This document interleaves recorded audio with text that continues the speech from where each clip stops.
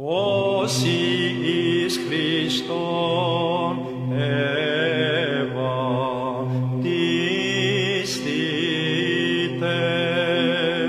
Χριστόν ενεδίσαστε.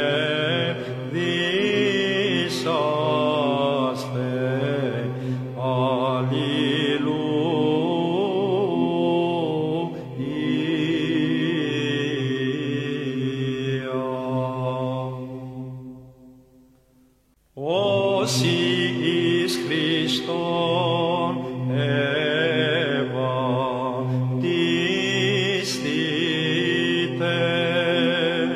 Χριστόν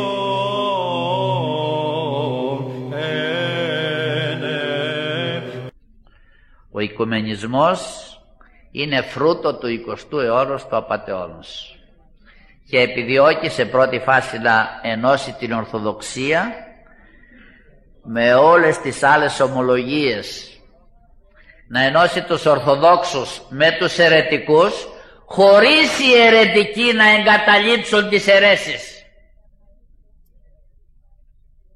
Σε δεύτερη φάση ο οικουμενισμός επιδιώκει να ενώσει τη χριστιανική θρησκεία με όλες τις άλλες θρησκείες, ακόμη και με το σατανισμό.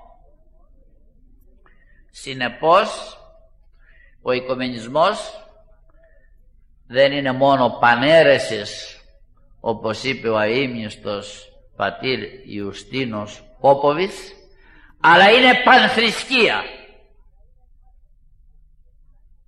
Είναι κίνηση που εντάσσεται στη λεγόμενη νέα εποχή. Όσοι εις Χριστόν ευαπτιστείτε,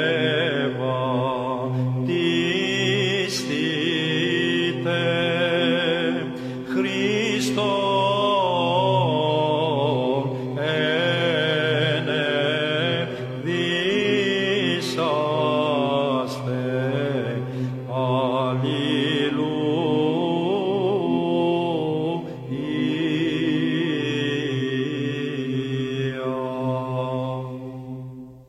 Όσοι εις Χριστόν ευαπτιστείτε,